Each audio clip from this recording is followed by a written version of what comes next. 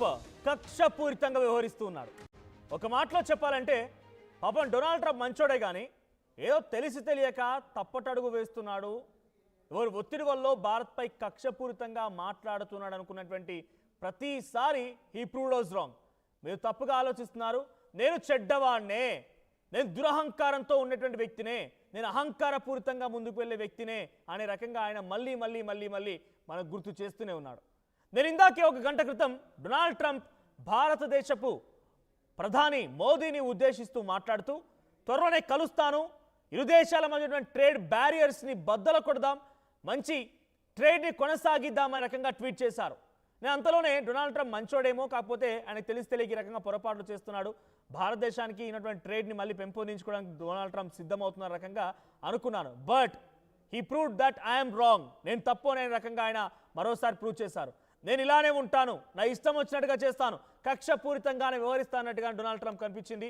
So ఏం చేశారు ఇప్పుడు ఆయన అంటే, ఒకవైపు ట్రేడ్ బ్యారియర్స్ని బద్దలు కొడదాం, భారత అమెరికా మధ్య మంచి ట్రేడ్ సంబంధాల్ని కొనసాగిద్దాం, త్వరలోనే my dear friend, my dear good friend mister prime minister of India ప్రధాని మోదీని నేను కలుస్తాను రకంగా మాట్లాడుకొచ్చారో లేదో, అంతలోనే ఇప్పుడు మళ్ళీ ఏం చేశారంటే ఆయన యూరోపియన్ యూనియన్స్తో ఆయన ఫోన్లో సంభాషిస్తూ మాట్లాడుతూ కాన్ఫరెన్స్లో ఉంటూ యూరోపియన్ యూనియన్ పైన ఒత్తిడి తీసుకొస్తున్నాడు. ఏమని?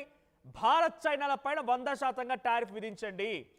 మీరు 100% భారత్ చైనాలపై టారిఫ్ విధించడం వల్ల అవి ఇబ్బంది పడతాయి, మీకు ఎక్స్పోర్ట్ చేయడంలో ఇబ్బంది పడతాయి, ప్రజలు వాటి ప్రోడక్ట్స్ కొనరు, దీంతో రెండు దేశాలు కూడా కొంత ఆర్థికంగా కుంగుబాటు గురవుతాయి. పెట్రోలియం ప్రోడక్ట్స్ ఆయిల్ కొనడం కోసం, ఇతరత్ర ఆయిల్ క్రూడ్ ఆయిల్ కొనడం కోసం రష్యా దగ్గరికి వెళ్ళడం మానేస్తాయి. రష్యా ఉక్రెయిన్ యుద్ధం ఆగాలంటే మనం ముందుగా ఒత్తిడి తీసుకురావాల్సింది భారత్ చైనాల పైన 100% టారిఫ్ పెంచండి, 100%కి టారిఫ్ని పెంచేయండి అని చెప్పి ఇప్పటికే ఆయన 50% టారిఫ్ పెంచాడు. ఆయన పెంచిందే కాకుండా పెంచబోతున్నాను అనే రకంగా మాట్లాడుతూనే యూరోపియన్ యూనియన్స్ని కూడా ఆ రకంగానే ఒత్తిడి తీసుకొస్తున్నారట. డైరెక్ట్గా యూరోపియన్ యూనియన్స్తో కాన్ఫరెన్స్లో మాట్లాడుతూ మీరు టారిఫ్లు పెంచేయండి, ఇద్దరిని బ్యాండ్ బజాయించండి, ఇద్దరిని మోసగించండి, ఇద్దరిపైన ఒత్తిడి తీసుకురండి. ఈ దెబ్బతోనైనా నేను ఎంత చెప్పినా వినడం లేదు, నా మాట పట్టించుకోవడం లేదు, నన్ను కనీసం దేకడం లేదు, నా పని అయిపోయింది. ఇక నేను ఎంత చేసినా వినకపోయేసరికల్లా నన్ను లైట్ తీసుకునే రెండు దేశాలు కూడా, మరీ ముఖ్యంగా భారత్ లాంటి దేశం నన్ను చాలా అంటే చాలా లైట్గా తీసుకున్నాయి. సో ఇప్పుడు మీరు మొదలు పెట్టండి. యూరోపియన్ యూనియన్స్గా యూరోపియన్ యూనియన్స్ ఎవరికి సపోర్ట్ చేస్తున్నాయి? ఉక్రెయిన్కి సపోర్ట్ చేస్తున్నాయి. మరి ఉక్రెయిన్కి సపోర్ట్ చేసే దేశాలు మనతో కూడా విభేదాలు పెట్టుకొని మనతో కూడా గొడవలు చేసుకోవాలా? కానీ డొనాల్డ్ ట్రంప్ రెచ్చగొడుతున్నారు. ఏమని? మీరు భారత్ పైన టారిఫ్ పెంచండి, 100% టారిఫ్ పెంచేయండి, 100% టారిఫ్ని ఇంప్లిమెంట్ చేయండి అని చెప్పి యూరోపియన్ యూనియన్స్ పైన డొనాల్డ్ ట్రంప్ ఒత్తిడి తీసుకొస్తున్నాడట. ఒకసారి ఈ రెండు దేశాల పైన ఒత్తిడి తీసుకోవడం వల్ల యూరోపియన్ యూనియన్స్కి ఏమరుగుద్దనంటే, ఈ దేశాల పైన ఒత్తిడి తీసుకోవడం వల్ల అక్కడ ప్రోడక్ట్స్ కొనడం ఆపేస్తే ఉక్రెయిన్కి సంబంధించి యుద్ధం జరిగినటువంటి క్రమంలో రష్యా ఆయిల్ కొనుగోళ్లకు భారత్ చైనా ఇచ్చే డబ్బుని వాడుతుంది అని చెప్పి డొనాల్డ్ ట్రంప్ భావిస్తున్నారు. కాబట్టి ఆ రకంగా మీరు వారిని ఆర్థికంగా దెబ్బ కొట్టండి. ఇదొక కుట్ర, కక్షపూరితమైన చర్య, దుశ్చర్య, దురహంకారంతో మాట్లాడిన మాటలే. పూర్తిగా డొనాల్డ్ ట్రంప్ యొక్క చర్యలు ఎలా ఉన్నాయంటే, ఏదో రకంగా కమర్షియల్గా ఆయన బిజినెస్ చేసుకోవాలి. అనవసరంగా ఇప్పుడు యూరోపియన్ యూనియన్స్ని భారత్ చైనాపై రెచ్చగొట్టడం కాదా ఇది? భారత్ చైనాల పైన రెచ్చగొట్టి ఒక యుద్ధం తీసుకోవడం కాదా ఇది? ఇప్పటికీ భారత్ మరియు యూరోపియన్ సంబంధించినటువంటి యూనియన్ మధ్య ఎటువంటి ఎక్స్పోర్ట్స్ ఇంపోర్ట్స్ ఉన్నాయి చూస్తే కనుక, మనం యూనియన్స్ నుంచి మనం ఏం ఇంపోర్ట్ చేసుకుంటున్నామంటే machinery, automobiles, chemicals and hitech ప్రోడక్ట్స్ని మనం ఇంపోర్ట్ చేసుకుంటూ ఉన్నాం. సో అటు మన దగ్గర నుంచి యూరోపియన్ యూనియన్స్కి ఏం వెళ్తూ ఉన్నాయి అంటే, టారిఫ్ విధించడం అంటే మన ప్రోడక్ట్స్ పైనే కదా టారిఫ్ విధించేది. మన ప్రోడక్ట్స్ అక్కడికి వెళ్తున్నప్పుడు అక్కడ వాటి ధర పెరుగుతుంది అంతే. సో అక్కడ ధర ఎంత పెరుగుతుంది? రెడీమేడ్ గార్మెంట్స్ పై ధర పెరుగుతాయి, సో రెడీమేడ్ వస్తువులపై ధరలు పెరుగుతాయి, ఫార్మాసిటికల్స్ పైన ధరలు పెరుగుతాయి. ఇదైతే మెయినే కదా. ఫార్మాసిటికల్స్ లేకుండా ప్రజలు మందులు మింగకుండా చచ్చిపోతారు. సో ఇది వాళ్ళకి తప్పకుండా ఇబ్బందే కదా. సో ఈ రకంగా మన ఫార్మాసిటికల్స్ పైన ధరలు పెంచి అక్కడ వాళ్ళ ఇన్ఫ్లేషన్ వారే కోరి తెచ్చుకుంటున్నారు. ఇకపోతే steel products, petroleum products and electrical machinery, ఇవన్నీ కూడా దేని కూడా తీసిపారేయలేం.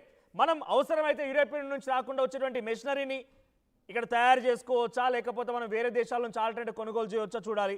ఆటోమొబైల్స్ తయారు చేయొచ్చు, కెమికల్స్ ఇక్కడ తయారు చేయొచ్చు, హైటెక్ ప్రోడక్ట్స్ కూడా తయారు చేసుకోవచ్చు, వేరే దేశాల నుంచి కొనుగోలు చేయొచ్చు. కానీ వరల్డ్ మొత్తంలో హైయెస్ట్ ఫార్మాసిటికల్స్ ఉంది ఇండియాలోనే.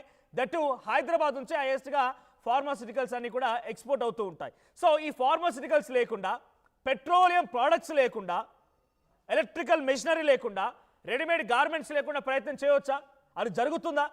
సో ఇండియా పైన యూరోపియన్ యూనియన్స్ టారిఫ్ని పెంచి అనవసరంగా రాద్ధాంతం చేస్తున్నారట. సో అటు యూరోపియన్ యూనియన్కి సంబంధించి అక్కడికి వచ్చేటువంటి ఇంపోర్ట్స్లో 100% ఇంపోర్ట్స్లో 17% భారత్ నుంచి వెళ్ళేవే. 17% భారత్ నుంచి వెళ్ళేవే. అదే మన ఇండియాకు వచ్చేటువంటి ఇంపోర్ట్స్లో 100%లో 9% మాత్రమే యూరోపియన్ యూనియన్స్, అంటే మనతో పోలిస్తే వాళ్ళు మన నుంచి డబల్గా తీసుకుంటూ ఉన్నారు. మరి ఆ రకంగా టారిఫ్ పెంచడం వల్ల నష్టం ఎవరికి జరుగుతుంది? సో డొనాల్డ్ ట్రంప్ ఇక్కడ కూడా ఒక రకంగా తప్పటడుగు వేశారు, పప్పులో కాలేశారని భావించాలి. రష్యా ఏదో యుద్ధం చేస్తుందని చెప్పి ఒక మూర్ఖుడిలాగా, ఒక పిచ్చివాడిలాగా పదే భారత్ చైనా అని చెప్పి కనీసం భారత్ పేరెత్తకుండా, ఇండియా పేరెత్తకుండా ఒక రోజు గడవడం లేదు నీకు. ఎంత దుర్మార్గమైన పరిస్థితిలో ఉన్నాడు డొనాల్డ్ ట్రంప్ అనేది ఇక్కడ అర్థమవుతుంది మనకి. సో ఇప్పుడు మళ్ళీ ఆయన ఏం చెప్తున్నారు? అనవసరంగా ఈ యూరోపియన్ యూనియన్స్కి అటు మరోవైపుగా ఇండియా చైనాలకి యుద్ధం రగల్చాలని చూస్తున్నారు, యుద్ధం పెట్టాలని చూస్తున్నారు ఆయన.